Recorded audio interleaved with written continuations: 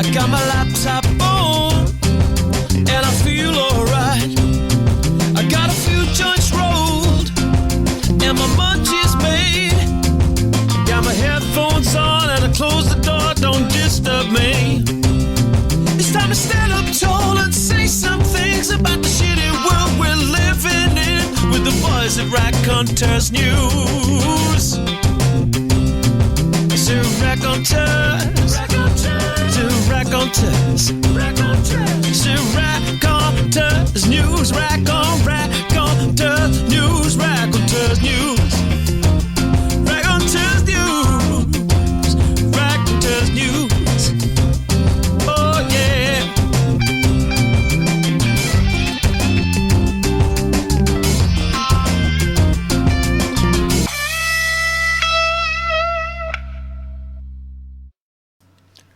Good evening, folks, and I don't know about you, but every time I hear that intro, I love it more and more. Thanks, Heath. It's absolutely stunning. We're back. It's Raconteurs News. It's Tuesday night. It's 8 p.m. And we've got another great show lined up for you. As always, I'm joined by Jason Holmes. Good evening, Jason. How are you, mate? I'm very well, thank you, Andy. And how are you? Good. Yeah. It's well. What did we say last week when we started the show? I think I said it's a bit like a Groundhog Day. Now, these terrorist incidents, it seems every time you turn the flipping computer or TV or radio on, there's something new. It's Munich, Paris, Belgium. There's always something new every single day, and it's just getting beyond a joke, isn't it? It has, but they seem to have turned the fear down since the general election. So they have turned it down. It has gone down on that. So perhaps that's what we were supposed to. That's what the reason were for all these terrorist incidents. I'm sure our guest will shed some light on this tonight. But perhaps that was the reason, that there was a general election and they wanted people's attention away from the politics and onto this pantomime that seems to be going on in front of his eyes. Well, that was the prediction you made last week, which was kind of in line with what you predicted as we went through last year, which was borne out by the events that happened. It's looking like you were pretty much spot on there, but I think really both of us are rank amateurs compared to this week's guest. This week's guest has been looking into these sort of incidents for at least 35 years that I know at.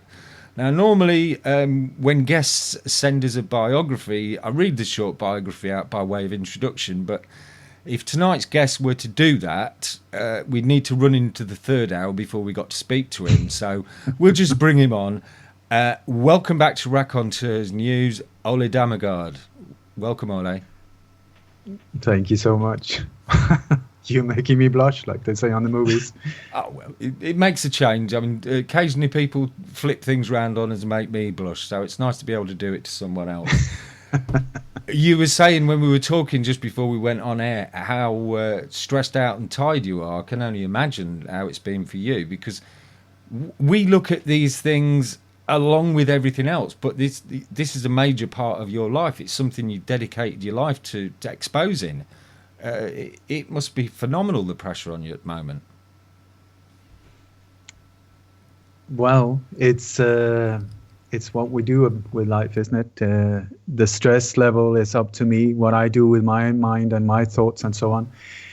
I must say, though, that since they're ramping up the speed of these, I would very much suggest false flag operations, not real terror attacks. It's just to a point where one part of me just want to go to sleep, because it's like so dead boring, because it's the same mm-hmm. At the same time.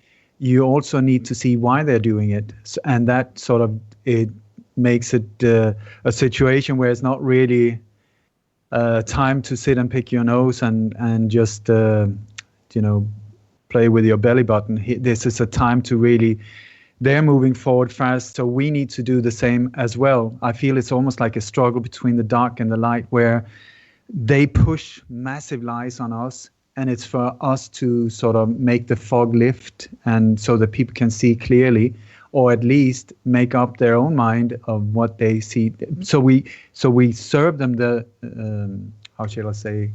We give them the details, the real details, and then it's up to each and every one of us to say, listen, this doesn't make sense, or this makes sense, and I believe that this might be what is actually going on. Because we are at a point where either this world we live in is packed with Muslim fanatics that are dreaming and daydreaming about different ways of blowing us up, or what we are is being exposed to state-sponsored terrorism, where the people that are there to protect us are actually the ones that are doing it to us, to get our head down in mud, to get us to bend over, pull down our pants, and just say, please, I surrender. And so they want us with the head down in the mud, their boot on our head, and where we will just accept their agenda. And I'm not on when it comes to that. Absolutely not. That is such a dark and horrific future for us if we accept what they're trying to push on us. Mm-hmm. So I see what is happening. I see what is happening. Yeah. I just had a very strange echo now. Oh, no, it's gone. It'll go away quickly. Yeah, it does go away. It's when I mute and unmute my mic. We've got a very concise and precise statement in the chat room from a good friend Tony Hurst, and Tony cuts through the crap as he usually does. He said, "Agree, Ole. It's a boring distraction. Let's deal with the cause. What are the possible solutions?" Okay, what I would like to suggest is that after all of these years, I've been able to, the last few years, to predict at least 6 or 7 of these major ones on international radio 1 month or so before they happen, pointing out the exact location, not knowing the exact time, but pointing out what possible dates they would be. The last one I really predicted was the London Bridge one, where 1 month before I said, next one, Big Ben, Big Ben, Big Ben. So I think I've got a pretty good track record, meaning that what I'm suggesting could very well be true. And what I believe what we're seeing is what I call the Euro Spring.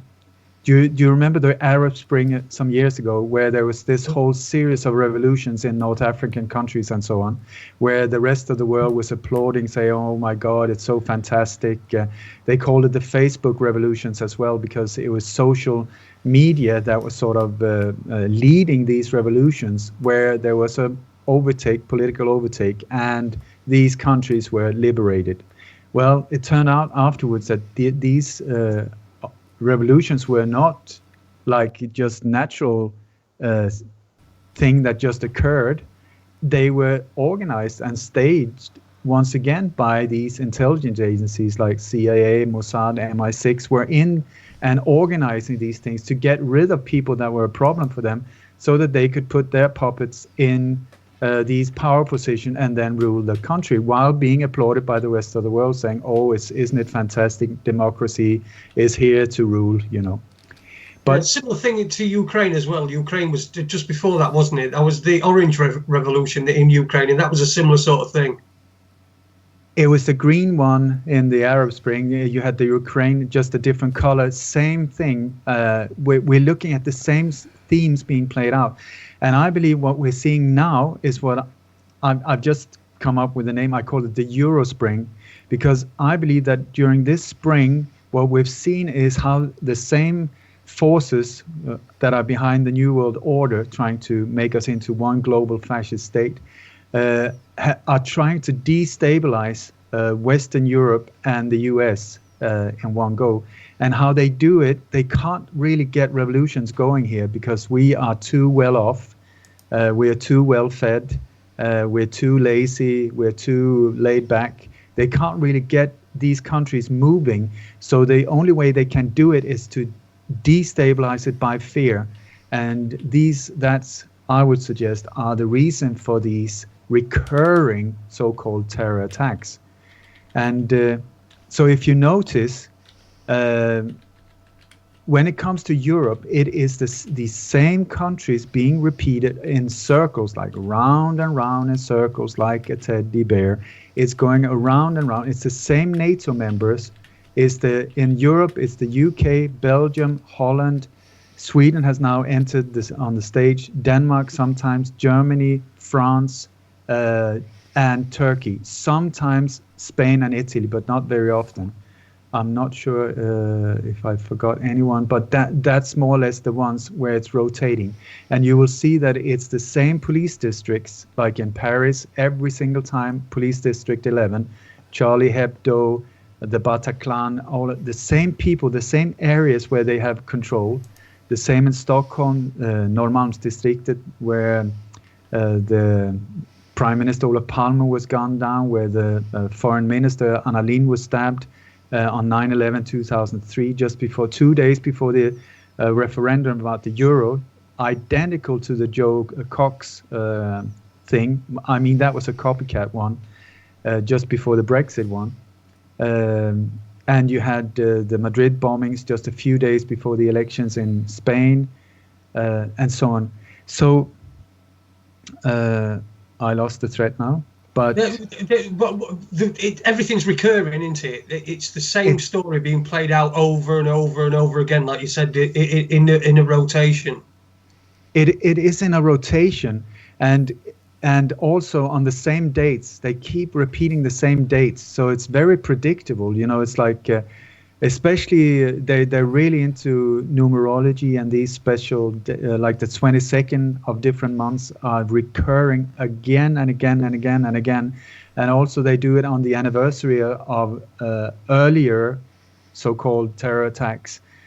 And also when it comes to the Bilderberg meeting, there's always one about a week before, around the 22nd of May. Boom, that's when it happens, to distract the media's attention away from the Bilderberg meeting, so that we don't look at what's actually happening, but we're looking at a distraction.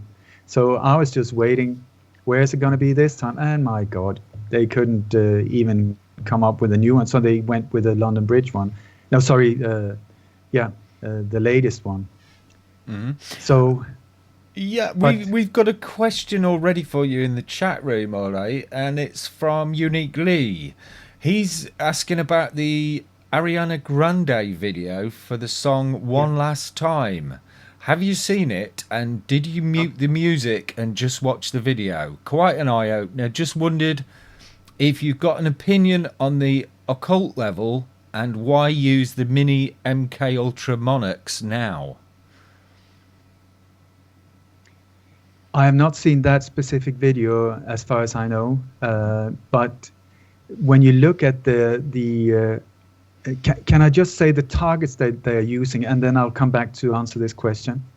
The dates are very important, also from numerology. The location is very important. So what they're hitting now in Western Europe and in the States are locations that have national identity, some value as a national identity thing, like Big Ben, the Eiffel Tower, Acropolis, Venice, Colosseum, the Little Mermaid in Denmark, these type of locations, or Twin Towers, Statue of Liberty, Times Square, these areas that have where it has a value for tourism as well, so that it involves as many as possible. Because if you hit something... Could you say it again, please? Iconic areas that have got icons in them, like you said, Statue of Liberty, that sort of exactly. thing, Tower maybe, or Big Ben, like you said. Something that can emotionally involve as many people as possible in other countries as well. They want to involve as many nations as possible. That is also why there's always multiple nationalities among the victims. And very often the person they're pointing at, the patsy, has a dual citizenship nowadays, because that is also to involve even more people. So you will see, if a car starts hitting people on the pavement, maybe 12 people are hit, and there will be 10 different nationalities. That is to get as many involved. But if it's not something of national identity, a value there, they go for centers of transportation. So it will be airports, train stations, but also means of transport like trains, ferries, airplanes, and so on. So these are the areas that will be targeted. But also now they move to football stadiums and football teams and rock stars, concerts, where they are sort of like icons because they're running out of targets. And this is where Ariana Grande and Nicki Minaj and these type of people that unfortunately are totally hijacked by these forces. You listen to Mark Devlin and his work, you will find a lot of valuable information there. And this is also where we get into these areas of Monarch, the MK Ultra, in many different shapes and forms, where these individuals are very controlled. And just, I want to say, just because there is a video with Ariana Grande doesn't mean that she's the one who's designed the background. Or, I mean, I'm sure she's being told, you walk from point A to point B and you wave your hands and do whatever. And the whole setup is done by professionals and graphic artists and film makers and so on. So there's a whole machine behind the artist that she has no control over. So we're talking about these dark forces where the artist herself or himself is just like the focal point for the audience, but there's so much more behind it. So it's a very interesting point that you make, that there are usually within the victims multiple nationalities, and that I think that stems from a psychology of perceived relevance. So like you said, you're trying to get as many people involved, and the more people that perceive that incident to be relevant to them, the more attention gets paid to it, and the bigger the story, and so the bigger the distraction in the end. Yeah, so I think that's a really good point. It's very simple. The setup is very simple. Once you start seeing how they do it, and I mean, they've got the best people working for them. So with psychologists and people in marketing agencies and also MK Ultra, all type of different propaganda and manipulation, they've got all the tools to play with our minds, and they're doing it full on at the moment, because I believe that they're getting shit scared here, because people are waking up in the millions to their methods. At least I'm really trying. I've been doing this for years, trying to show the method, so that instead of people having to go into great detail every time something new happens, you can just see, whoops, I know the recipe of this one. That part is there. That part is there. That part is there. Okay, got it. And so it's like sometimes I refer to it as a terror pie. So if you know a recipe for a normal pie, you got certain ingredients. It's the same with these terror attacks. So I call them media events, because that's what they are, not terror attacks, but media events, where it's the same ingredients. You got the patsy, Allah Akbar, all the time screaming Allah Akbar. He's got like an ISIS flag down his pants. And he's got too many bombs in the cab, so he needs to leave half of them behind. He looks totally Muslim, even though you would think as a terrorist, maybe you would try to disguise, like color your hair and shave off your beard. No, totally super Muslim on the very, very blurry images that are there of him, because the CCTV footage that unfortunately never works when it's needed, all the time controlled by a company called ICTS. Israeli company. Israel is very, very, very prominent in these operations. Blurry images, but then as soon as the police arrives, the images are super sharp, where you see the police are, like loaded with arms and weapons, and where it's been more and more popular with these images where you see normal people walking with their hands up. You see police in the foreground, and then hundreds of people coming, normal people with their hands on the head and so on. And I would say that's part of the psyop for us to surrender to the New World Order agenda, where They want a one world army where it's the NATO troops. Now they want a UN army that is connected with the NATO troops and then connected with the US army in total, the US military as a one world army there to control us, absolutely not to defend us. And so they're speeding up this whole thing so that they're trying to create the new normal where we are used to seeing people in camouflage uniforms and heavily armed and tanks in the streets and on the trains and everything. I tell you, I've been on location to more or less all of the places where these events have happened in Europe with an undercover photographer. And we were in Paris after the Bataclan and these things happened, just a few weeks afterwards. I tell you, it was a beautiful Wednesday afternoon. The sun was out.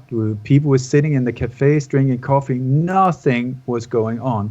At the same time, you could hear sirens all the time in the city center of Paris. Where? And the cars were driving up and down, and they were coming like there were 8 vans were packed with young Robocops, like 18, 19 years old, no brain whatsoever activated, but in a massive uniform.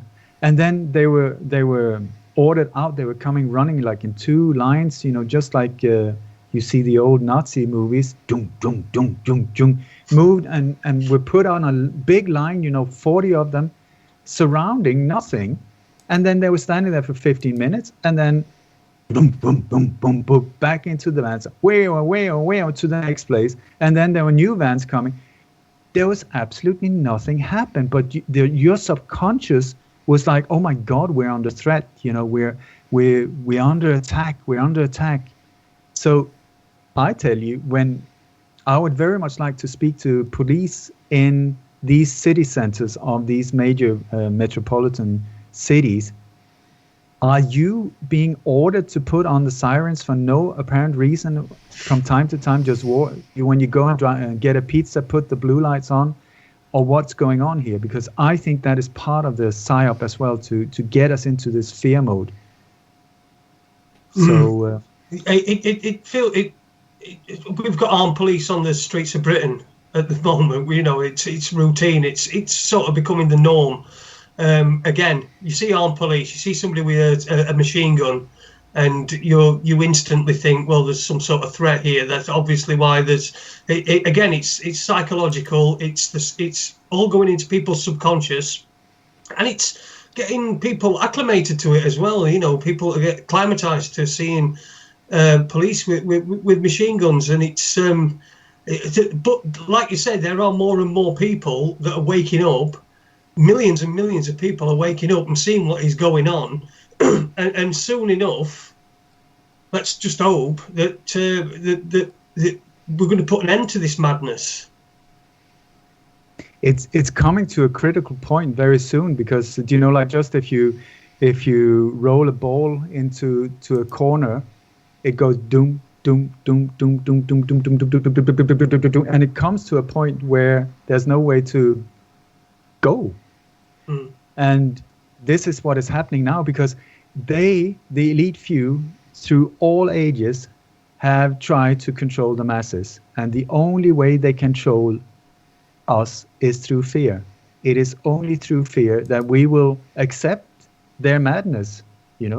They need us fearful. Otherwise, we would just laugh at them and say, listen, you want to go to war? Fine by me. Off you go. I will go and have a pint with my friends and have a good time. But here, if you're threatened from the outside, oh my God, with a flag, we need to defend ourselves, unite the nation, and off we go. But the minute we say, listen, thank you, but no thank you, I don't want any part of this anymore. I am not going to be afraid anymore. I'm not going to let fear rule me. They are stuck. And we are, I think, in a fantastic time, because it's like whatever you look at, it's upside down. It really is. We are being presented an image that is upside down. The people that are there to protect us are the ones doing it to us. The bad boys are the good boys. The health services are there to keep us sick. The ones that are being proclaimed as dangerous, vitamins and these type of horrible things that they say are dangerous to us, is real health. And the White House is the satanic house. The defense ministry is the rape and plunder slaughter ministry. You just need to turn it 180 degrees upside down and see, does it make more sense like that? And I would say at this point in history, it does. So when these so-called terror attacks happen, please see that the ones that are attacking us are not the ones. The real killers that are behind it are the ones that afterwards step forward and say, we need to stand united in the face of terror. We will not bend down. Our nation will stand strong. These are the killers. These are the people directly involved in that one. The ones that are there at the press conference afterwards are the ones directly involved in the operation. So it's a really good way of identifying them, because they need to step forward in these situations. The lawyer that are there representing somebody who's, once you start looking into the evidence, if you find that it's a false flag, then that person will be a patsy, totally innocent. So that lawyer as well as the judge and the DA that are there to sentence him, are in on the game. The commission that will follow the investigation are in on the crime. So they come out of the shadows, exposing themselves by doing these things. So because they need to play it out, it's like a theater play. You see a theater play, and it's not difficult for you afterwards to say, well, the people in the play were that one, that one, that one, that one, and that one. And behind the stage, you had lighting and all of these things and catering. They're all involved. Here are the team that is doing it. And well, we did a show a couple of weeks ago when there was just myself and Andy, and I called it the Victim Industrial Complex. That was a term that I coined for people wanting to be the victim. Now, this is exactly what these people do. So you get these politicians that know exactly what's gone off and know exactly that they're talking out of the backsides, but they portray themselves in the news media as victims. And therefore, because they're Theresa May's the head of the British government, then by proxy we're all victims. We're sort of being invited to become victims, even though it's something that's not even relevant to us. You know what I mean? There's such these psychopaths are such good actors and so good at what they do that they not only say, well, look, this was just an attack on me and this government, it was an attack on you personally. And they're able to portray that to people through the propaganda that we get in the news media. Yeah, and they get it from all different directions. They say it is an attack on free speech. This is an attack not only on Holland but on the whole Western world. How did that happen? It's so. I think it's very interesting to see what are they up to. Why are they doing it? How are they doing it? And what is the current trend? Because if you haven't noticed, the current trend at the moment are trucks, cars, and knives. These ones are the ones in Europe. In the States, they've still got the mass shootings going on, because in the States, it's the old problem, reaction, solution. They secretly create a problem so that we will react emotionally, going, oh my God, that's a horrible problem. And then we turn towards the people that are there, we believe, to protect us, saying, please, defend us, find a solution. And they will then serve us their solution, which is one that we would never, ever have accepted had it not been for the problem, reaction, solution. So the problem is created by the ones that will then serve us the solution. Very important to understand. So also false flag operation is very also it's a term that has become, I think, not known by millions now. before the Boston bombings, we were only a handful of people that were talking about these things. Now it's all over the place. So that's fantastic. But many people are not aware of what it actually means. And it's an old naval term from when your country and your great British Empire was out to rape and plunder. Holland, Spain, other nations like that, where they were so powerful, these navies, that they could just go in and totally destroy and invade and whatever they wanted on many islands and small countries and so on. But from time to time, that could cause problems with trade agreements, with relationship with neighboring countries and so on. So somebody came up with the idea, why don't we do a psyop? We put the enemy's flag on one of our own ships, and then we let that ship attack us so that we are not the attacker, we are the victim. And then that justifies us, since we're under attack, to hit back and invade, rape and plunder. And even get the rest of the world to applaud us, saying, "Oh, poor these little blah, blah, blah." But they did such a heroic thing by going in and totally destroy that nation. So false flag means they put their own flag on the attacker, a fake attacker. But no, sorry, they put the enemy's flag on the attacker, but it's themselves attacking themselves. So that is a false flag operation. So this is what we're seeing here when, for instance, the London Bridge attack, where England was being attacked by apparently an Arab or Muslim attacker. Absolutely not. It was a totally inside job to create this impression that we are under attack and we now need to defend ourselves. But I did see something the other day, Ole. I believe it's quite a big anniversary in the false flag terrorism world coming up, because the Vietnam War was kicked off by an incident of that nature. I believe it's 50th anniversary coming up sometime soon. There's many of these anniversaries, and the Vietnam War was totally based on a false flag as well, where Lyndon Johnson, one of his naval vessels, were reporting in the Gulf of Tonkin, "Oh, we're under attack," and then the rest of the world said, "Well, go bomb the shit out of that country. They deserve it." And so the Western world was applauding starting a war, and it turned out afterwards there were no attacks whatsoever. It was a radio communication where they just recorded it. Help us, we're being attacked. That's it. And this is also where so many of these attacks nowadays, we say, well, it was ISIS. How do you know? Well, because they phoned in and said, well, this is ISIS and we're responsible. Well, thank you so much. I could have made that phone call, And they do. It's themselves doing it.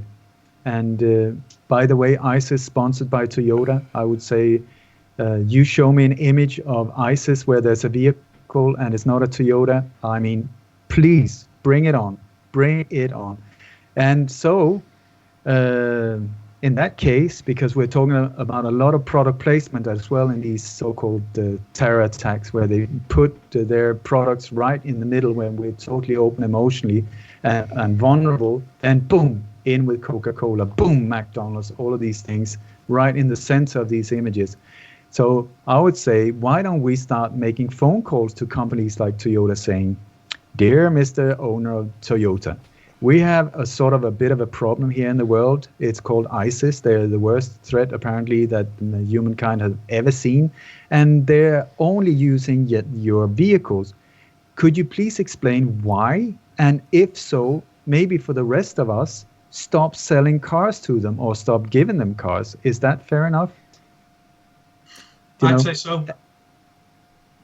Sort of totally boycott Toyota. Yeah, if they were really, now ISIS is not a real terror organization. It is a total creation of the CIA, the Mossad, US backed and with Saudi money paid. These are contractors, they're death squads, and going around destroying, killing, doing horrific things as a boogeyman is supposed to do.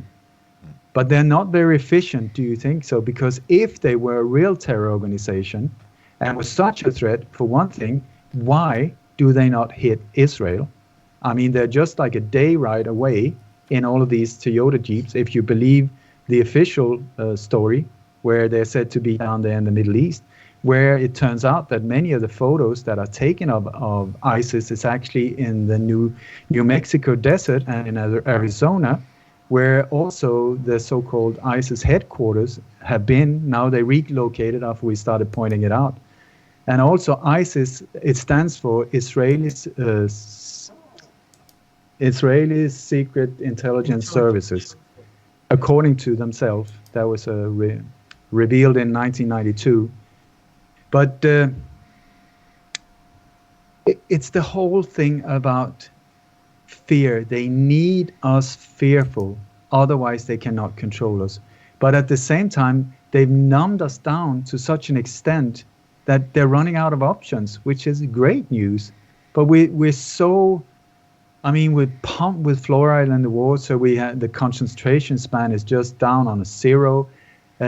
So how can they do it? And also with all of these computer games that now, I mean, even a 3-year-old wouldn't react if you chopped the head of someone on the screen.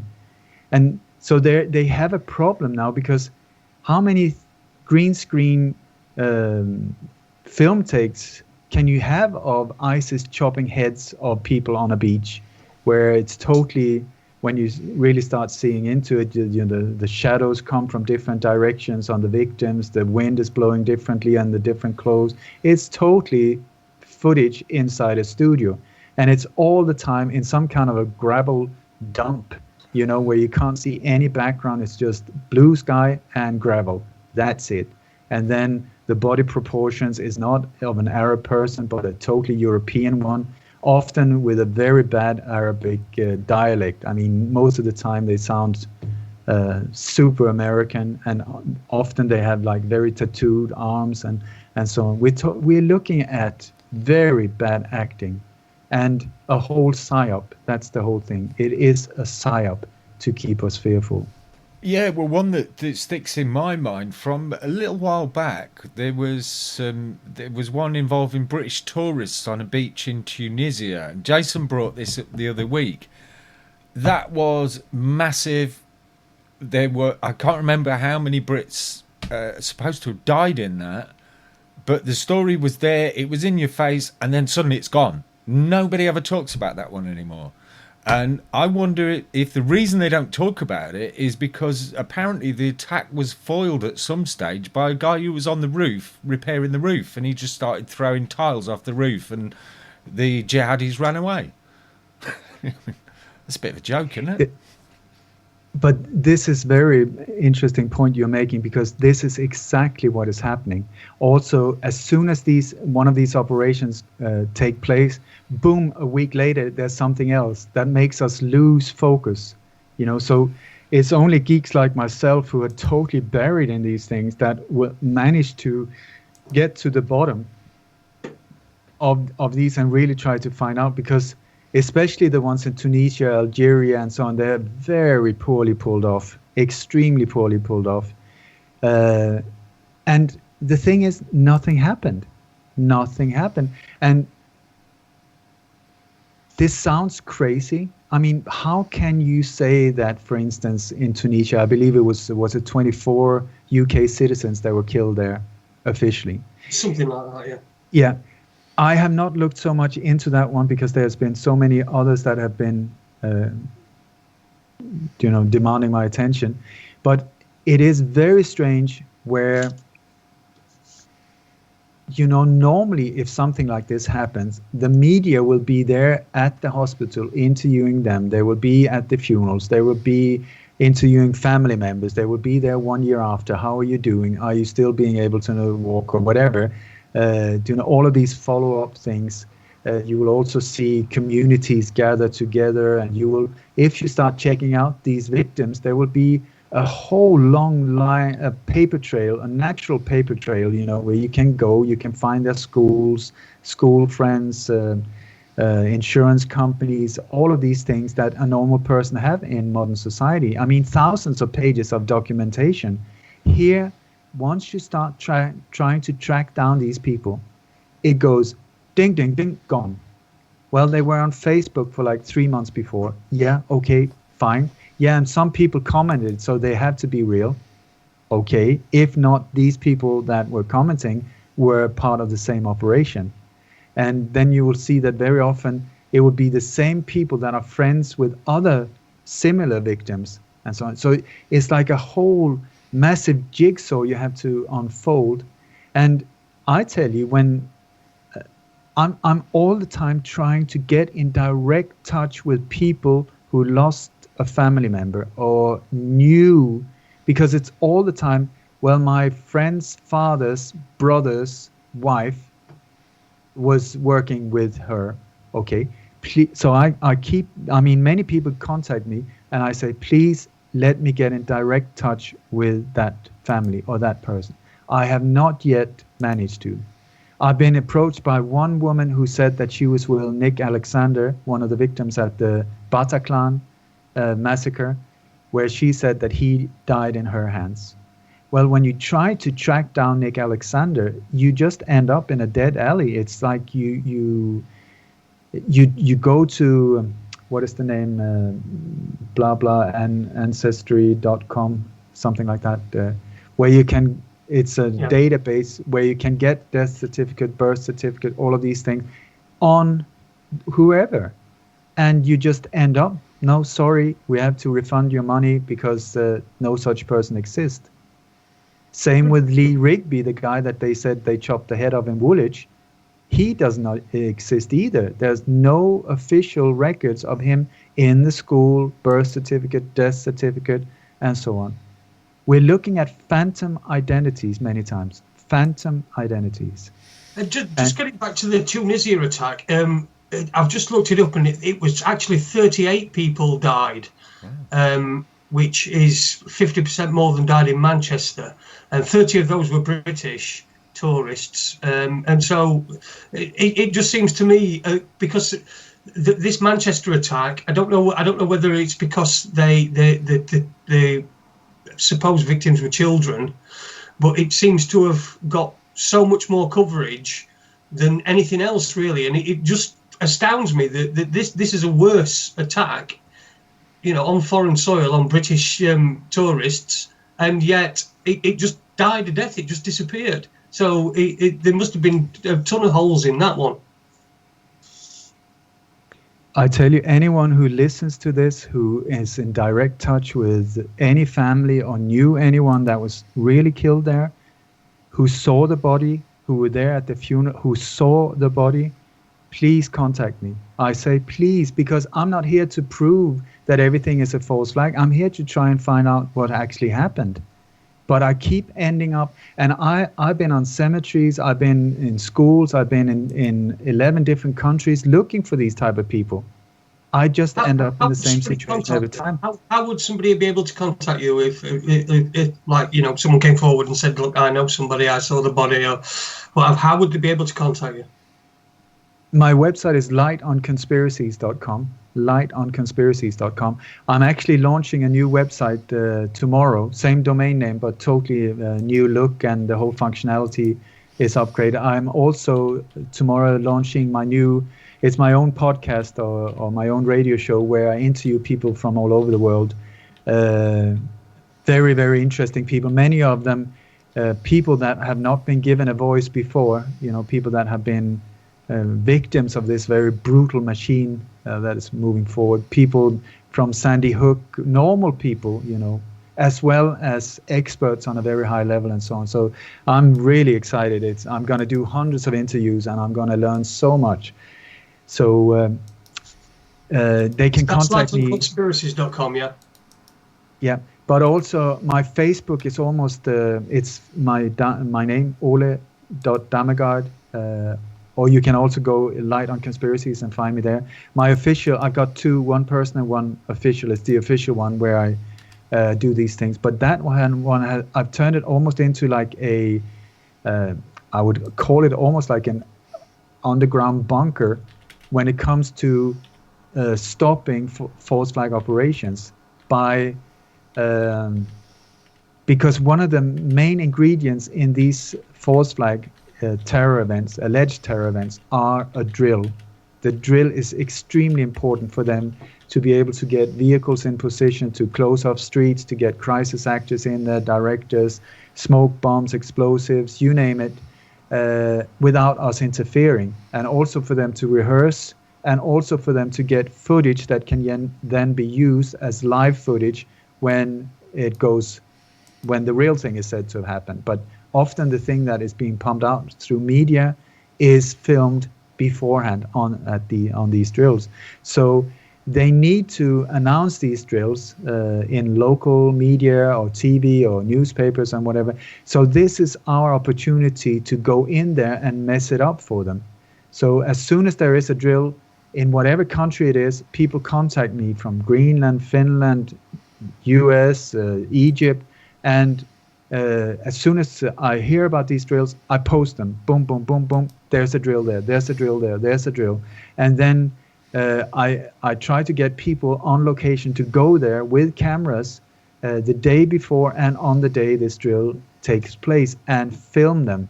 Make it very, very obvious to the people that are setting the whole thing up. It will look just like a film set, but make it very obvious to them that they are being observed and filmed. Because if it's there, what they say, many of these drills are there for our protection. Fair enough. We need that sometimes, especially against them.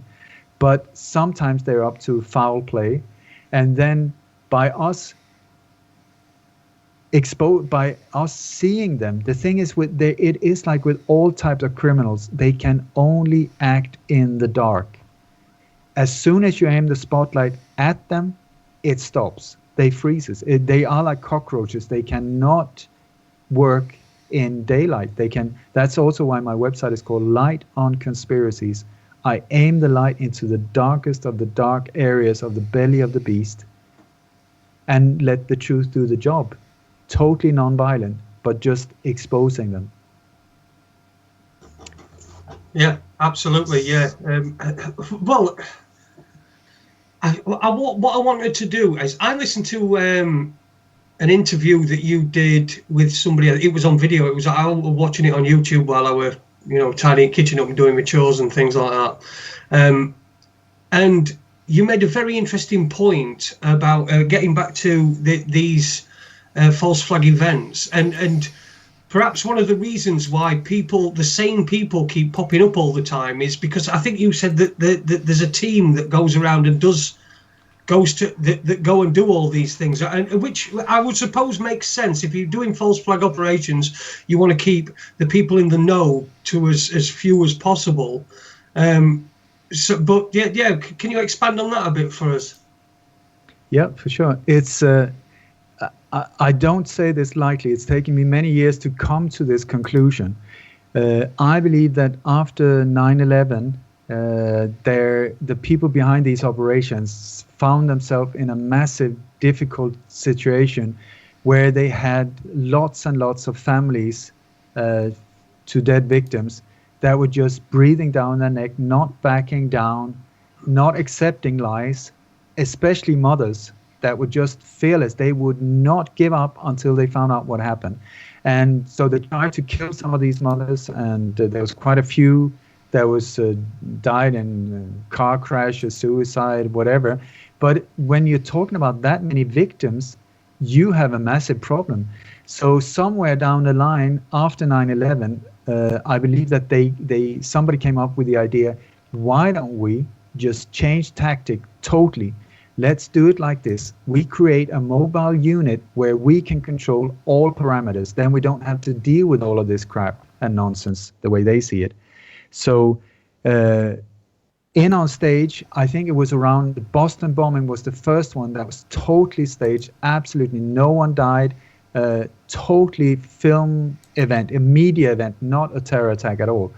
And I would suggest that what we're seeing is just like a rock band on tour, the same type of setup, but this is a Rocky Horror Show, where they are not playing the old hits, they're playing terror. Terror is the name of the game. So they're performing terror.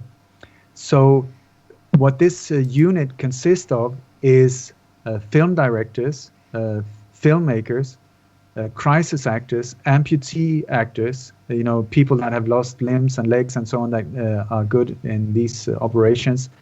Also marketing agents that comes up with slogans and prepare the PSYOP, all this kind of where they print up these slogans, like Charlie Hebdo, where thousands of people were holding up the same printed slogan, Charlie, je suis Charlie. Or in Denmark, where thousands of identical candles were given out and so on. These type of people are involved. Then you have experts on makeup. You got pyrotechnics. You got people experts on explosives, smoke bombs, all of this, catering, and makeup, dressing. The whole, it's like a film crew. Then you also got bodyguards and bouncers. Bodyguards are there to protect the group. Bouncers are there to make sure that nobody escapes or try to become a whistleblower and so on. And then this unit is being transported in, I would suggest, army planes from NATO Air Force Base to American Air Force Base, from country to country, in between these different NATO countries. It's in a circular motion. They're just repeating and repeating it. Being met up on with people from the Gladio network and NATO on location, being provided with everything they need, and then transported. They often land on small airports, just airstrips without a flight tower, often more or less, so that they can discreetly come in and out of the country without getting too much that people notice what's going on. Then they're transported in buses on location where this drill is set up, where they can get everything working and practice and do all of these things. And on location where they carry these things out, if it's in a city center somewhere, it will most probably be carried out very close to a public library or some other public arena where after closing hours, they can be in there and prepare everything without us understanding what's going on. There will also be parking facilities so that they can get the vehicles in and not being shown to normal people. So some kind of backyard or something like that.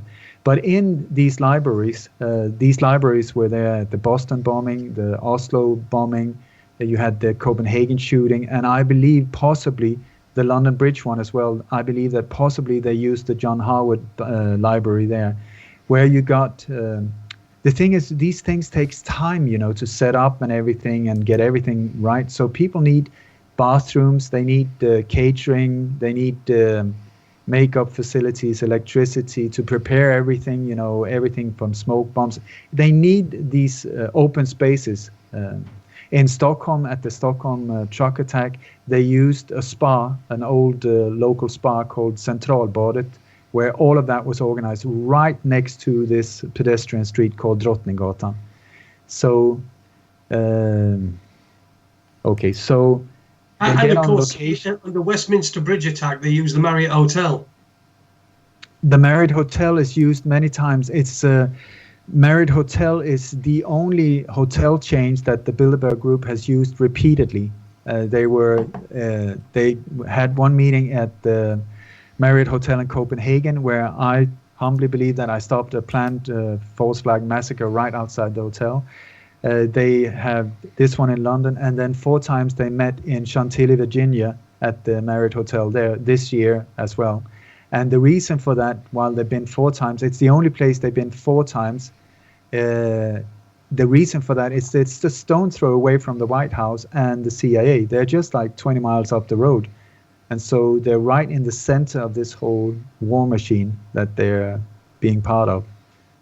Well, I can't let you get away with that and say that you humbly think you stopped a massacre. You're going to have to expand a little bit on that for us. For what happened there outside Bilderberg? Have you got time? I'll be happy to tell you the story, but it's a bit. We've got plenty of time. Yeah. Oh, okay. I was invited in 2014 to come and give a speak outside the hotel while they were meeting in there. It was Luke Rudowski, Dan Dix from Canada, Nils Harrit from Denmark, the 9/11 expert, and myself. We were the ones that were invited there. So I was very happy. I didn't have the money, so they sent me a plane ticket. I flew there. So I came there. Let me see, 1 or 2 days before the event. I came there late in the evening, and I was picked up at the airport, and I said, please, can you take me to the hotels just so that I can get a feeling for, how the vehicles, they always come in these limos, in long rows of black limos with tinted windows and so on. How to enter, exit, the hotel, the location and so on. Because normally, when you see the location they picked since 1954, when the Bilderberg Group was created, is most of the time hotels, 5 stars, way out somewhere where it's easily controlled, where they can close off the roads going there, heavily patrolled by police, helicopters, snipers, the whole shebang there, but so that we cannot see what's going on. And this time, when they drew me to the hotel, it's in the center of Copenhagen. I mean, I was there, and it was the day before the meeting, and there was no one there. There was no security. There was nothing there. And I was like, how is this possible? These forces have the best experts when it comes to military, security, bodyguards, you name it. Why did they pick this hotel? And when you look at the hotel, it's all in glass, more or less, and you can see in through the glass. It's not bulletproof either. And you can see people walk up and down in the stairs inside and so on. So, and it's right by the, sort of like on a, what do you call it, like a quay. There's a big river next to it. And on the other side of the river, or canal, on the other side of the canal, there are like hundreds and hundreds of buildings, It's in the city center with thousands of windows and rooftops that would be a risk for security. I mean, anyone could be up there with a Stinger missile or whatever. And so you got the river or the canal, and then you got parallel with that this hotel, the Marriott Hotel. Then there's one of the major main streets going through Copenhagen, where the entrance is right there. So any vehicle that would pass would be a possible threat, a hand grenade, a machine gun, whatever. And then on the other side of that street, there was a big open parking area, a graveled area that had been fenced in. And then on the other side of that parking area, there were the headquarters of the Danish police. Then on the 2 sides of lengthwise of this parking area, you had high buildings, there was insurance companies, banks, and so on. So I was just dumbfounded, because I thought, why on earth have they picked this hotel of all hotels? Because it's, looking from a security point of view, absolute crap. So I was walking up and down there for some 45 minutes. There were some people from InfoWars. There were some other people. We were led all the way up to the hotel. We could look into the windows. And while we were there, they started building like with big concrete blocks around the hotel. But it was very, very late. And also the only thing they put on top of these concrete blocks was sort of like a plastic net, so that you could see what was going on behind, but not, I mean, it wouldn't stop any kind of bullets or anything like that. And then they left it open right in front of the entrance, so that any type of photographer, any type of sniper, any type of attacker could get a clear shot when they would get in and out of the cars. I was just like, I don't get it. But so I thought first, this cannot be the right hotel. But there were 3 black limos parked right outside the entrance, polished and so on. So it was almost like they had put their business cards saying, yes, we are going to be here. Anyway, so I was walking around looking from different angles and suddenly it just hit me. Oh my God. It is perfect for a false flag operation, blamed at the truth movement. So what I suddenly saw was that if you had the real Bilderberg meeting in another location, which I later found out was the Crocodile Castle, you filled this hotel. I'm sure they always pick these buildings because there's with the Twin Towers or something like there's some kind of problems, crack in the foundation, asbestos, something that it's too expensive for them to renovate. So just before one of these things happened, they just, by coincidence, changes the insurance policy to include terror attacks, So what I suddenly saw a possibility was that they could put some doubles in there, put a few limos in there with people like, oh, it's Queen Beatrix because I saw her hairdo. Oh, it's Henry Kissinger and so on. Because when you're standing like 200 yards away and you see somebody, they might as well have a plastic latex rubber mask of George Soros or whoever, you wouldn't be able to spot the difference. But to put in a few of them in the hotel, have a lot of extras, and also have, like bodyguards, cleaners, people from the kitchen and so on. These would be the people inside the hotel. Then you would gather the way they had gated in the whole thing, the parking area, that would be the space for the truth movement. So what they were expecting were about 2,000 people that would then be herded in like cattle inside this area. Okay, so you have the hotel, the street, and this parking area. So the only thing you needed really would be pack the hotel with explosives that would be directed outwards across the street and then on towards the truth movement. Then you would have, if you placed explosives underneath the parking area, which would be very easy because it was gravel, some additional smoke bombs and so on in that. You would put different teams in the buildings on the side, film teams. You would have aerial footage with the press helicopters in the air, and then a camera team down the road where you could get a wide angle of the hotel from the side and the truth movement on the other side. So the whole thing could be set like that, because what I also saw, what these buildings around the insurance companies and these banks and the police headquarters, all of the buildings were controlled by the exact same people that were having the meeting. So the whole area was theirs. So what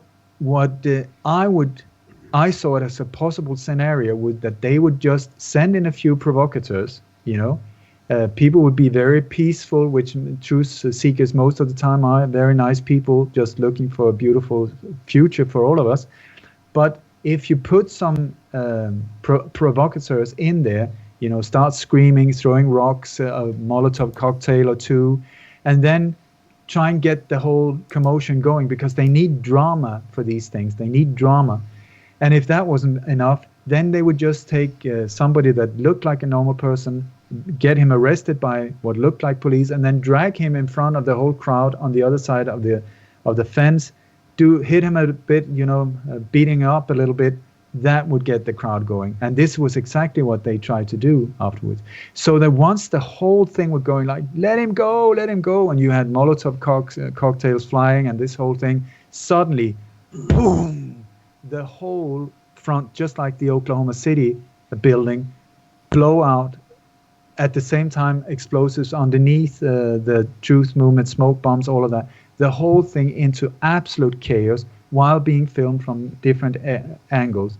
That could then be pumped out in international media saying, oh my God, look at these truthers here. Here they are saying that they're peaceful and just looking for a solution. And what do? They place bombs in the building where this peaceful, nice little gathering of old guys that are just there to have a biscuit and a cup of tea and smoke some cigars and talk about golf. And look what happened. They have what they've done. Because of this, we need to censor the internet, because this type of information needs to be stopped, because it's only on the internet that this type of terrorist information can be spread. Also, we need to ban all rights to demonstrate. We need to ban the right to gather in big groups and so on. That was the possible scenario I saw. And I thought either I'm just seeing things that is not there, or I'm onto something. So I said, please get me home as soon as possible. So the guy drove me home where there was internet. And so I contacted Chip Tatum, who's a CIA whistleblower. He's one of George Bush's former top assassins in an ultra secret hit team called Pegasus. He is the closest that I know to a real James Bond that I've ever heard of or seen. And we're friends. I've got my website on his server and so on. So and he's been involved in false flags during his career. So I said, Chip, I've got a really eerie feeling. He said, tell me. I just started describing. He said, give me all the details. He said, are there divers in the water? Are there, snipers on the store? Are there? I said, there's nothing. There's zero. There were 2 police officers that were standing there talking about football. That was it in total. And this is the evening before the whole thing takes off. He said, but what about this? What about that? What about that? I explained. He said, my God, I would say you're spot on. So he said, get out of the area. And I don't know why he said, but he said, be aware of weird sounds. I've never got that explained. I'm going to ask him. But he said, be aware of strange sounds and then get out of the area. I said, thank you, but absolutely not. I'm going to be right there, but I'm going to make sure, hopefully, that nothing will happen.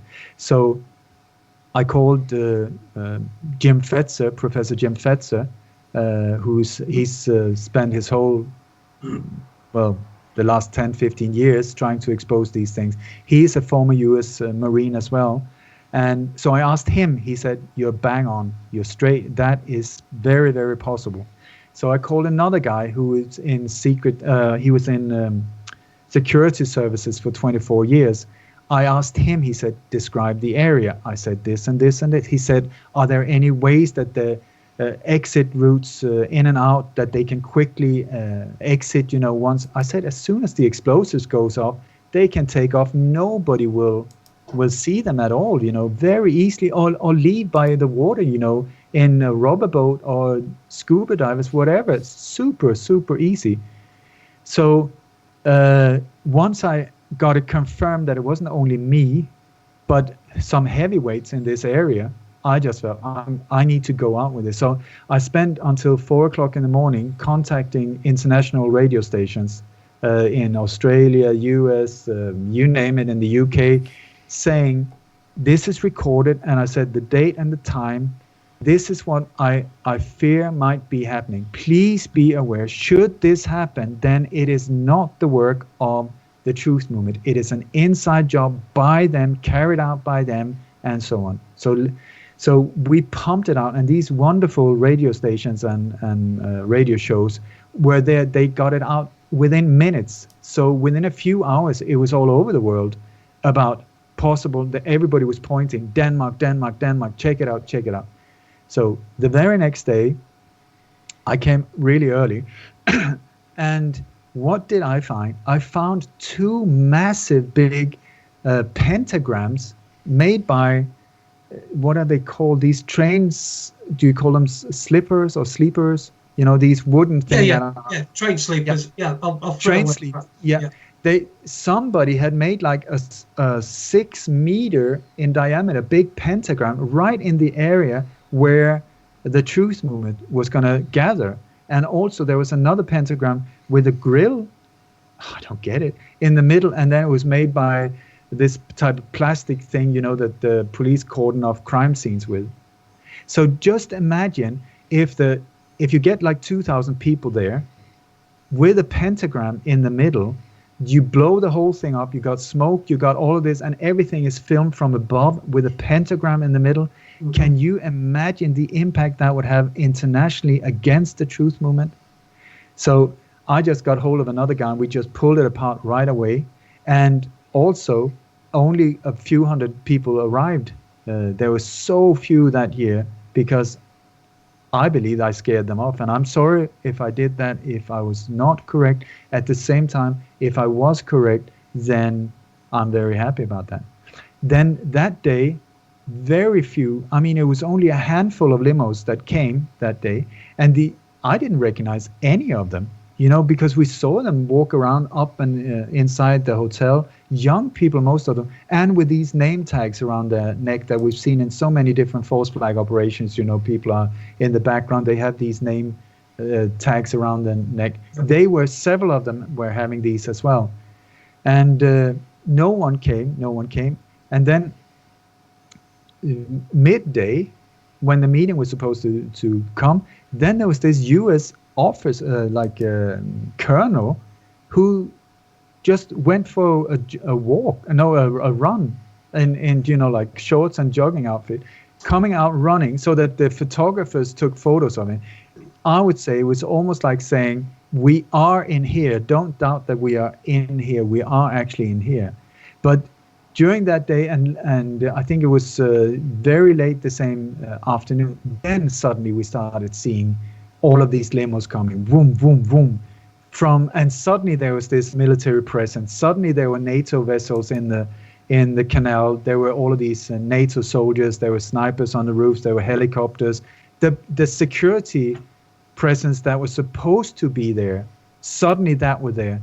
But I humbly believe that they actually met at the Crocodile Castle outside of Copenhagen, laughing at us until we blew the cover, and then they needed to regroup and get their butt in gear and get back on location, because the idea would have been to maybe get a death list of, say, 30, 40 people, but these people would be like maybe a few old Bilderbergers that they wanted to get rid of anyway, that were boring them to tears, some bodyguards, people from the kitchen, cleaners, these type of people, extras, would have been on this list, that just because they need what they called, they need dead people to get the emotional impact of the whole thing. So, and afterwards, I just want to say, afterwards, I was contacted by a Danish soldier that was a former expert on explosives, and he claims that he had found out that he was the one that they were going to blame it on. He's a truther as well. That he's sure that they were the one. They were trying to frame him for having done this once it was had it gone live. So, wow. What a fascinating story! What a fascinating story to be able to tell us. Well, I think we've gone right over the hour, so we usually take a record, have a little bit of a break, comfort break. We've got about 45 minutes left after this break, I would imagine. I wanted in the second hour, which we're already in, I wanted to perhaps put a little bit of meat. I listened to the interview that you gave. I think it was about 2 days before this latest incident in London. So I wanted you to put a little bit of meat on the bones for that. And also, we had a guy on last week called Jason Green, who runs a Facebook group called Media Hoaxes and False Flags. And he'd had his entire view of the Manchester incident changed simply because he got to know somebody who was involved and had been talking to somebody that had been there. So I want to get into that as well. But I think, are we going to play a record, Andy? Yeah, sure. Yeah, we'll play this one. I was looking through, trying to find something appropriate. This is one by an artist I met a couple of weeks ago, James J. Turner, a very tall guy from Liverpool, amazing talent. And this song is called Spirit and Soul and a Handful of Mud. And it's for all those who've passed too soon. So enjoy, and we'll be back in about 3.5 minutes.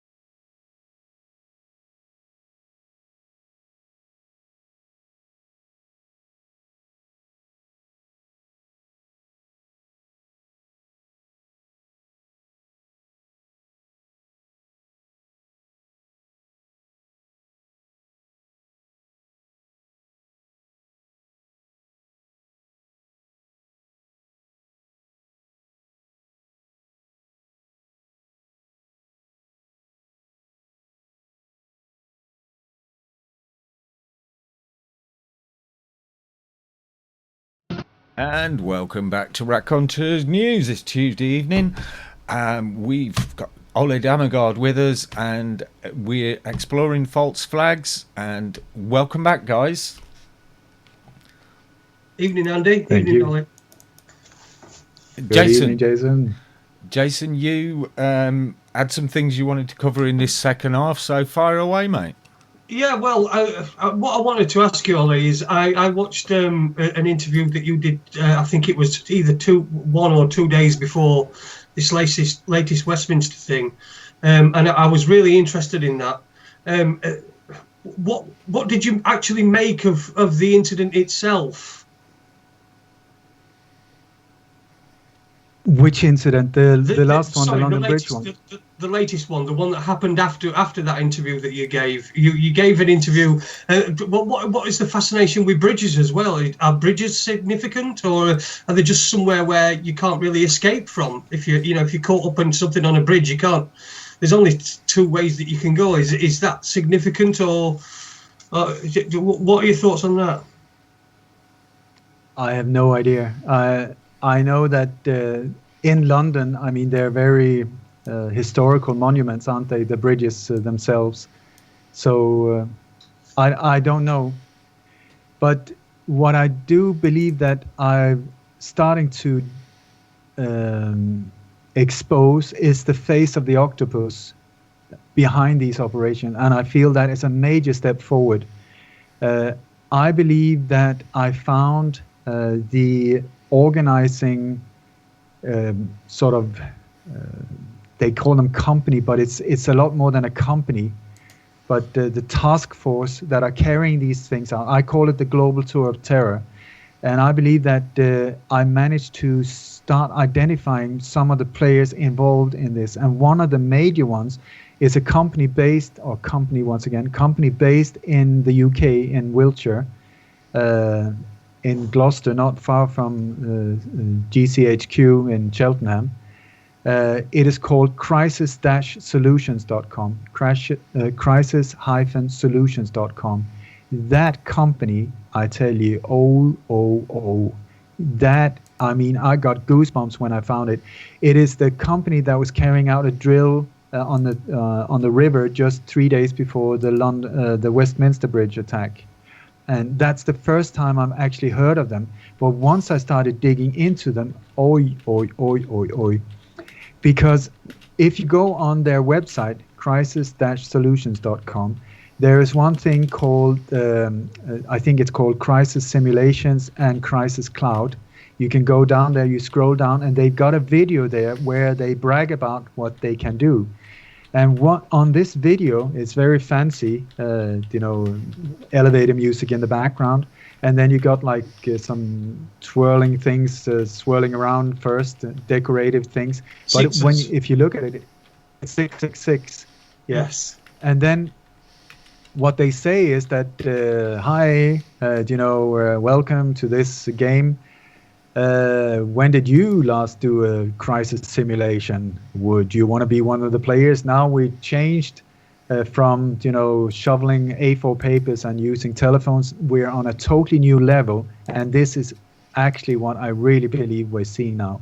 They say that what they can do now is what they call crisis cloud, where they have the only thing you need is to have internet access. People, the so-called players, can sit anywhere of the world, with a laptop and be part of these operations. So they've got what they call the tactical units, and you can see it on the website. It's sort of the tactical units are ambulance, fire brigades, police, military on the site. Then they got, I think it's called the C Squad, which is people from government, from businesses, whatever, who's in there. Then they got the media part of the whole thing, where their live news feeds, to whom I would say, who are they meant for if it's only a simulation? They also got live Facebook and Twitter feeds in the hundreds pumping out information about these simulations. But who are the receivers? I would say us. But the thing is, all of this is coordinated inside what they call the crisis cloud, that is all the time working in between all of them, where they can regroup in live time, And what they're bragging about is that they can carry out simultaneous attacks or simulations on multiple cities in different countries even. And the three cities they're talking about is, here and behold, Manchester. Then you had Edinburgh, where there was a drill on the 9th of May, where we exposed that one before hopefully something went down there. And then New York, where Times Square just happened right after that. And they were on location in New York just a week or so before the Times Square event as well. I tell you, Crisis Solutions, one of the players. Then you got another one connected to them. I'm still trying to find real proof that connects these things, but I'm just pointing out what I believe are the players. NC4 is a national health but also involved in so many different areas when it comes to like digital hacking threats, virus things. You got also they're involved in police communication systems and so on, coordinating these different things as well. So I believe that Crisis Solutions, there's another company called Crisis Cast. I think they're totally in bed with them. There's another one called Crisis Group, and then NC4, and then a company called Bell Pottinger. If you remember some years ago, they were doing all of these films documentaries that turn out to be totally fake about the different wars in Iraq and so on, but creating billions and billions in income for these war parties. And they're also a company that I forgot the name of it at the moment, that are it's an international company but based in London, where they're controlling the bus traffic and I believe some of the airports in the exact countries where these attacks have taken place, like London, Düsseldorf, Frankfurt, and so on. So what I think I am onto is the head of the octopus. They have a lot of tentacles all over the place, but I think we're onto the headquarters of the operational part, not the ones that give the orders. These are on a street level carrying these things out, sort of the promotion group of the global tour of terror. And that interview that you're talking about, in less than 5 days it had 272,000 views, which I think is that just shows the awakening that is going on, because normally it's a few thousand or maybe 30,000, but 272, that's more than 250,000 people in 5 days. So this is also why I think they are very fearful, or they're getting very worried at the moment, because suddenly people are starting to, whoop, I see you, that there's a spotlight in the dark pointed right at them. They can't hide behind closed doors anymore because they made a mess of it. They put on the website even what they've done. And there's on the Crisis Solutions, crisis-solutions.com website, there's one, if you go, I think it's under About Us and then Client Testimonial. In it, there's this guy that says, he writes, we were in this room in a high building with a fantastic view over the whole of London city. It was the biggest event Crisis Solution has ever been involved with. There were people from 80 different corporations on location, on site, and the tension was great. Are we going to pull it off? Is it going to succeed, and so on? I would suggest that is the Milkbank Tower they were standing in. That is the tower where, if you remember from the London Bridge, the Westminster Bridge attack, where they filmed the bridge from far away, and they say that that's the tiny little dot is the car. And there's this woman jumping in the water with fire, smoke after or whatever. Really bad CGI. But that's the exact tower. And that tower is a very, very strange tower, I would say. There's intelligence agencies that has been renting there. The rents are really high. There are different organizations that are very much into anti-terror activity, so-called anti-terror activity. There's also political parties that have been there, as well as the RT Studios is down on the first floor, which I found very strange. And then on the top floor, there's one called 360 Image Magic or something like that, that are there, that are experts in manipulation of images. So, but what he says, I think he is describing that the Westminster Bridge attack, and you can just see it, how he's describing it, how, and afterwards they pulled it up and they were cheering, and my God, we did it, and so on. So I would say thank you very much. 80 corporation, what does that mean? 80, that's perfect, then we got a number. So I would start taking off, the ones that we know would be involved. I would say, for sure, Crisis Solutions, well, they were there because they're the ones telling us about it. There would be people from the different intelligence agencies. There would be Mossad, the MI6 for sure. MI5 would be there as well. You got people from the CIA, Mossad. You would also have from a lot of the different newspapers, because when you look at these things, check out the number of people that are so-called eyewitnesses. They are always, I would say, always, they belong to one of the following three groups: either media, some kind of connection to media, film or theater, or the government. They will have direct connections to one of these three. At the the Stockholm truck attack recently, I've found 24 people that have been interviewed in multiple different media. It's the same people. Oh, I saw the truck. There were dead bodies everywhere. Out of 24, how many do you think I found that were part of one of these three groups? Well, 24? 21. And the only reason I haven't been able to find the three last ones, I haven't been able to make sure. I can't really find if it's true or not. But what are the chances?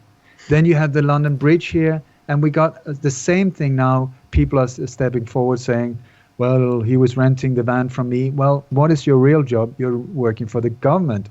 Okay, the other guy that knew him and said, oh, it was so strange. He was a good neighbor, but I had no idea. An actor. And so on. When they keep repeating around the Manchester as well, you got several TV stars from what are these, Coronation Street or whatever not Coronation Street. Yeah, is it the one? I don't know these soap operas. And then several of them are in a relationship with people in the security companies that were taking part of these things. Like Shosek, the ones in Manchester. Then you have Ariana Grande's manager, Scooter, a Jewish guy, who 2 weeks before this just happened to have a personal meeting with Benjamin Netanyahu. I mean, that is Mr. Terrorism. It's like Nick Kollerstrom said on one of his books. He said, terrorism without the Mossad is like Hamlet. Hamlet without the prince. That is the thing. They are the inventors of terrorism, and they are there all the time. I cannot see that envelope. You just mentioned Nick Kollerstrom's book, tick? And I actually had a copy arrive in the post today, so we're going to be reading that through, because we've got Nick booked in for an interview on the 27th. We've got Max Egan on next week, and then Nick on the week after, so I'm really looking forward to that one. Wow. Thanks, Nick, for the book. We'll get it read as soon as possible. I'll slip it over to Jason so he can have a read of it before the show, and we'll hopefully do it justice. I was part of creating that book, the layout and the interior design. Oh, marvel! I was just going to make the point. Where you're talking about this crisis solutions company and all these different companies that seem to be intertwined, like you said, you've got the tentacles, but you think you found the head of the octopus. Now, they've come a long, long way, haven't they, since Visor Consultants? They make Visor Consultants look prehistoric, don't they? But in 2016, I found Peter Power from Weiser Consultant, the guy very central in the 7/7 bombings, being a speaker at the same event as one of the people from Crisis Solutions. I tell you, they're in bed with each other. They are in bed with each other. Oh wow! Another something that's come back to me from a previous interview we did together, Ole, and that was going back to all the way back to the Charlie Hebdo attacks. There was a cop that was shot at point blank range who was on the pavement. Is that the one? I think it is, that you said you'd actually managed to track down, and he was living in South America, alive and well and quite talkative. Not talkative, but alive. Yeah, he's doing fine. And he lives in Buenos Aires. He was a Mossad agent. He was given $666,000 for his part, a very symbolic sum. And he's told to stay away for about 6 years, a small little plastic operation, and he's welcome back. And that's how the crumble, what does they call it? The cookie crumbles. I don't know that expression. The thing is, I've been rolling around on that pavement exactly where he was shot, and also this is the interesting part as well, like who did that filming? Do you know that? Who filmed the cop being shot? Who just happened to be on the balcony? Was it Steven Spielberg? No, he was second in charge editor of one of the biggest TV channels in Israel, who just happened to be there when the shooting started. Then you have Richard Gutjahr, the photographer that was on the balcony in Nice when the truck is said to have killed all of these people, who just happened to be married to Einat Wilf, who was a former member of the Knesset, that's the Israeli parliament. She was a personal advisor to Shimon Peres, and she did her military duty in a unit called 8802, I believe, that was directly connected to Mossad. So here we have a photographer directly in bed with Mossad, literally. Okay. So we go 1 week forward or so, the München shooting at the München's Olympia supermarket. So who was there? Well, it was Richard Gutjahr who did the filming. And one of the witnesses that was interviewed on international radio was a young girl called Tamina Stoll. Who is Tamina Stoll? Well, she's just Richard Gutjahr's daughter, who had just come home from the States where she was photoed. There was a small photo session together with Hillary Clinton. Okay, so we fast forward to the Berlin truck attack. Okay, so who was filming there? I mean, my God, come on, not Richard Gutjahr, no, but his good friend at the Berlin Morgenpost. He did the filming of the so-called victims, and who were on location and left just a few minutes before the truck is said to have hit this. I mean, it's a total bullshit story, that truck attack in Berlin. Who was there and just left a few minutes before and then came on media big time being interviewed by everybody? Well, it just happened to be an Israeli terrorist expert called Shlomo Shapiro. And Shlomo Shapiro is working together with Einat Wilf, Richard Gutjahr's wife, at the university in Tel Aviv. Are you starting to see some kind of slight image appearing? Well, for me, the risk of stealing I just say that Shlomo Shapiro came forward on German media, was being interviewed after the Manchester attack as well. Oh, crikey. Well, the risk of stealing one of Aide's cliches, because he is Captain Cliche, you couldn't make this shit up, could you? That's what I'm saying. It's like ridiculous. It's like if you wrote a film script and you put these things in, it would just be refused because nobody would take it seriously. I mean, go home, do your homework, come back, write a better story. But this is the small mobile unit. And I tell you, the Stockholm truck attack, where they said that this truck drove down the Queen Street, a pedestrian street in central Stockholm, hitting all of these people.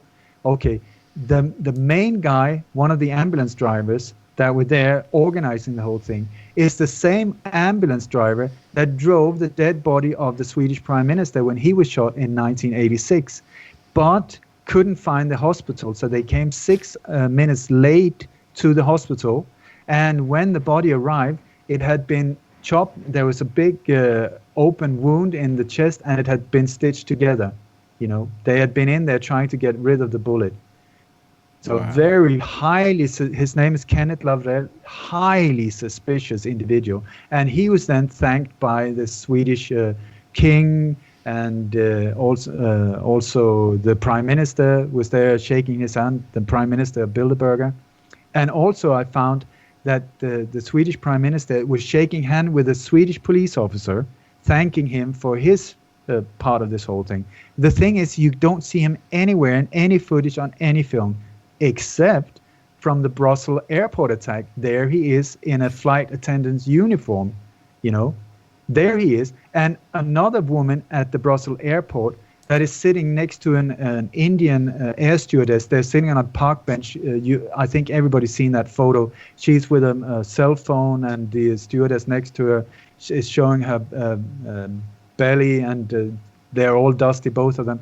The woman to the left, that woman, I would say, is one of the people that filmed the incident in Stockholm now, and is now on media explaining, I was filming this and this. Same players, they just swapped them. They swapped them so they won't be recognized on their home turf.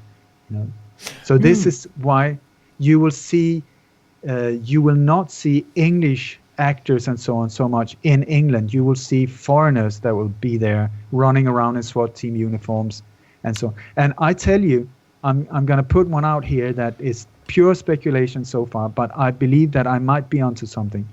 There is this video that is showing a group of police officers that are undressing and putting on, one of them is putting on camouflage pants and the same outfit as then one of the dead attackers. He's got a red beard. He's not, I would say, the guy that is taking photos of being the dead individual. But the one that is said to have been killed there, and the guy who put on the camel pants, are very, very, very similar to the 2 individuals at the Boston bombing that came from Kraft International. I'm trying with facial recognition, different softwares, to see if I can match the faces and so on, because if I can, that is a big one. Wow. But it is the same team just being transported around. Do you know, like after the Bataclan shooting, where there was actual shooting, if there were some real victims, I think there were at one of the cafes. I've been to all the cafes. I've been to Bataclan. I've been to Charlie Hebdo. There was one cafe where there were possible real deaths and real shooting. And the witnesses described the individuals as military looking, well fit in black military type clothes, European looking, short hair, very disciplined, the way professionals shoot and so on. Okay, 3 days later, at the San Bernardino shooting in California, the description of the killers were identical. You put them on a plane, here we go, global tour of terror, the shooting, and then blamed on an Arabic couple, that didn't fit in at all to the description at all, not at all. And do you know why? I'm sorry if I ramble on, but I just get sort of going. Do you know why they dress like that? Because you will hear that very often, that the terrorists are dressed in black and military-looking outfits. It's because the SWAT teams have the exact same outfit, so that the attacker, and then they just go down, hide behind something. The SWAT team comes in, they're looking for them. The only thing the attackers do, pull on a face mask, a balaclava, and then you have the SWAT team coming in with 10 people and leaving with 13. Nobody sees them. That's how they're being pulled out. That's how they do it with police uniforms. And like Anders Behring Breivik, when it said that he blew up the government building, the person who leaves the van outside the government building and leave it is dressed, they say, in a police uniform. No, it's the Norwegian SWAT team uniform, the Delta unit. And the Delta unit is the one. There were 5 units. They were the ones carrying this mass murder out, blaming it on one lone crazy guy. Do you see? So it's an illusion. It's like looking at David Copperfield. They are playing with our minds. I mean, that thing about your worldwide tour on terror, or tour of terror, that kind of ties in with something I was looking at back before the Boston bombing, and that was the work on false flags that Phil McConnell and his colleague David, sorry David, I forgot your name. Sorry? David McGowan? No, it's an English guy who lives in Canada. I can't remember his name, but they have actually uncovered a similar scenario, and they're linking it to. They're saying that, or they were saying that the Marriott hotels were a key part of this, and interesting links to what's going on in Marriott hotel rooms. I mean, we hear so much about politicians being controlled by organised acts of paedophilia, and from what Field was saying, these are set up and filmed in Marriott hotels. So, and then when you link that to the fact that the terror incidents always seem to, or often seem to involve a Marriott hotel, then you've got your Bilderbergers. It all does seem to build a bigger picture, doesn't it? Do you know, I heard an interview once. It was about one of these operations. It was more on a street level, and one of the guys was asked, why do you use the same people all the time? You know, and the guy was just laughing and said, why change a winning team? David Hawkins was the name. Thanks to my wise woman, she just Skyped me the answer. Okay. Yeah, it's Phil McConnell and David Hawkins. They go by the name of Abel Danger, Abel Danger. Wow, I really would like to learn from them. But Jason, could you please inform me about this person in Manchester? What that individual said? Yeah, we had a guest on last week. What he did is he tried to get somebody on our show who had been at the Manchester incident and said that the explosion happened yards from them, from them and their child. Luckily, nobody was injured, but they were adamant that this was a genuine incident that had happened. I also had I've mentioned this about probably the last 4 shows, but I had a brief conversation as well with a young lady who was at Westminster when the Westminster attack happened, and she said to me, and this is somebody who's not into any conspiracies or anything, just genuinely telling me what had happened, and she said that the BBC correspondent Laura Kunnenberg, or whatever her name is, was there, and it was unusual that she was there. It wasn't unusual that she was there, but it was unusual that she was there with a film crew beforehand. And she said that it was like she was in her element. She was, once this incident was going off, the police were telling everybody, because she was actually in the in Westminster, yeah, in the lobby, I think, and everybody had to get down on the floor. Nobody were allowed to do any filming, but this BBC political correspondent was stood there doing a piece to camera, and while the police were telling everybody else there's no filming to be done. So she just said that was really, really unusual, and the whole thing sort of just went into lockdown. But just a couple of, because I'm not quite, I don't know whether these things are set up to happen and actually happen, or whether everybody involved is an actor. And that's what confuses me, and that's what confused Jason from last week. He thought that everything, that most people were all actors, but this had shook that belief. But at least he was able to accept that. It is extremely confusing, and I think it's by design made to be confusing.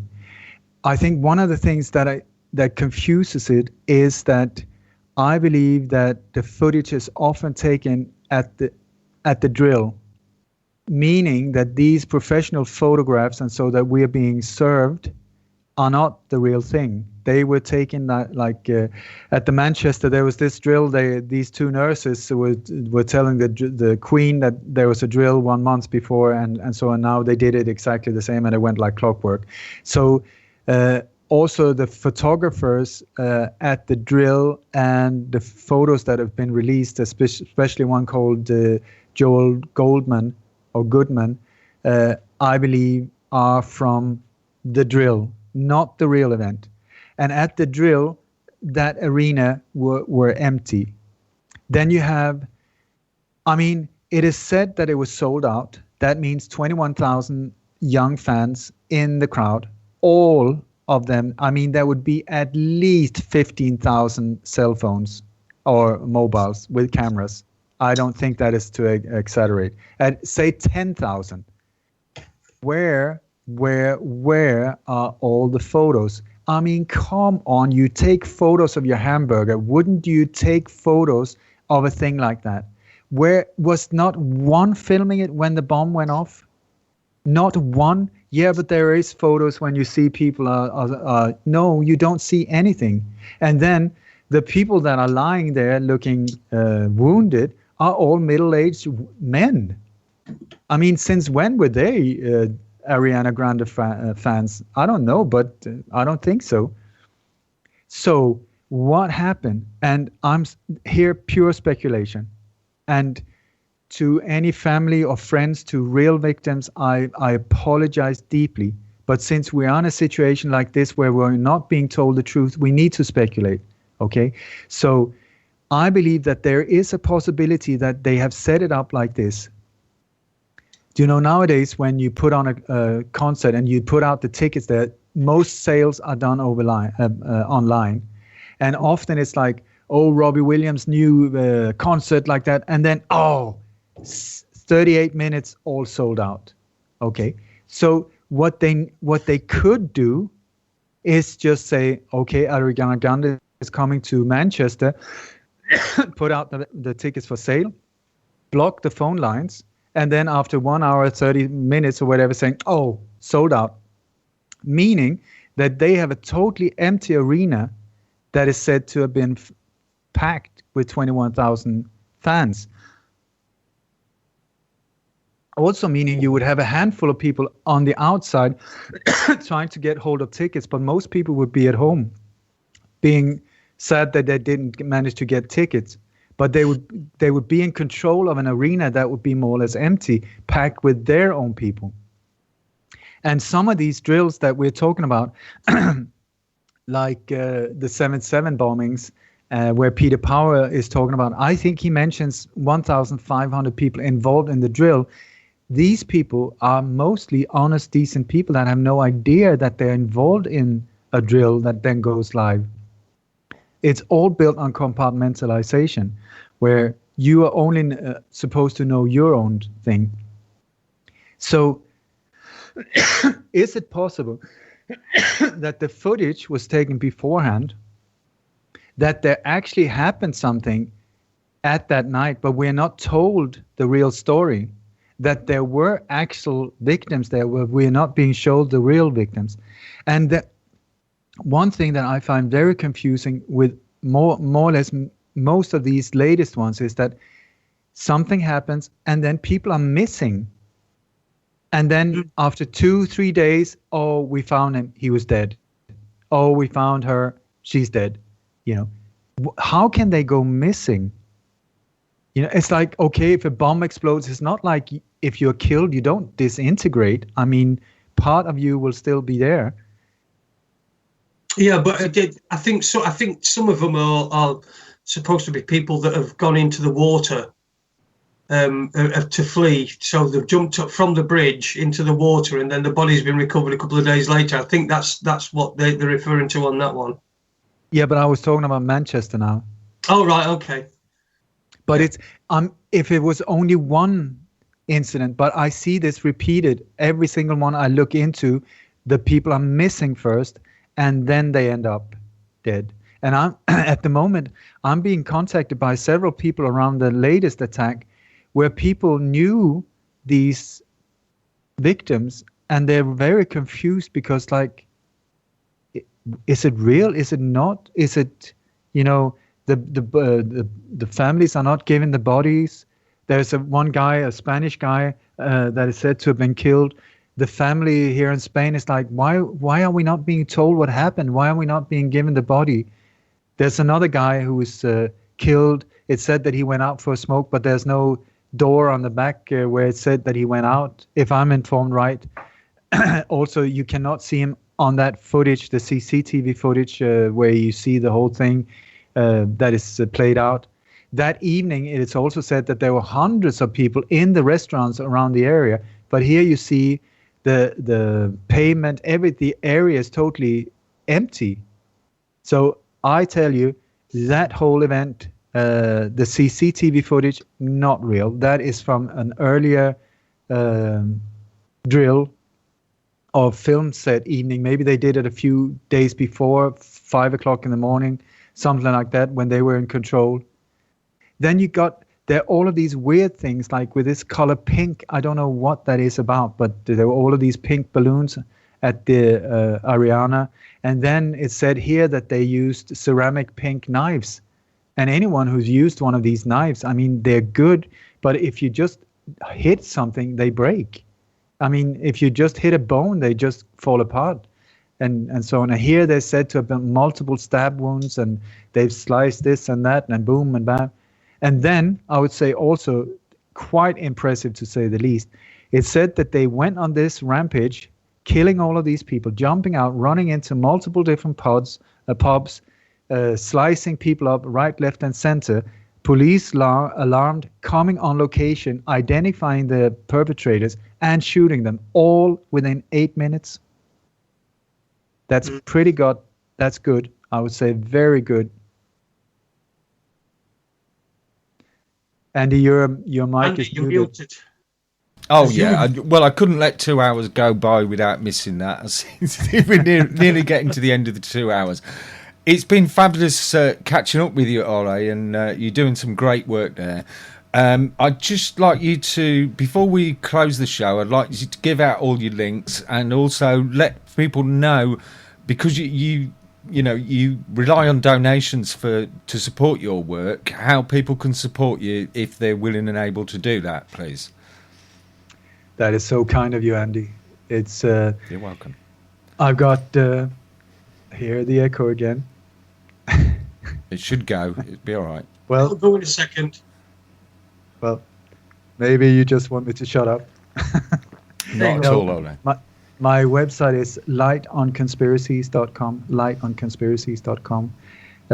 Like I said, tomorrow we're going to release the new website, and also my new podcast, which is going to be called Light on Conspiracies as well, can be found on SoundCloud, Podbean, iTunes, and so on.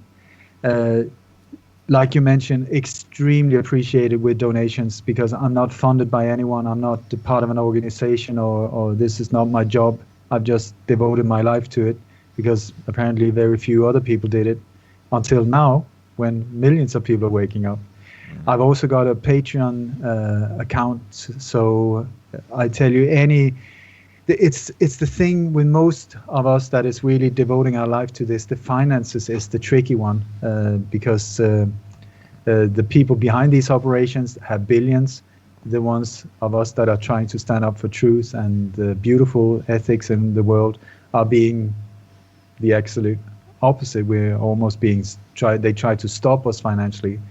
So one of the things that I try to do with money coming in is try to go on location as well, because it's once you are on site, that is where you can also get a very much better understanding of how the official story so often is absolute BS. It's just impossible what happened. So well, on behalf of all of us who play our part in this radio station, I'd like you to thank you for what you've been doing and for the last 35 years plus, Ole.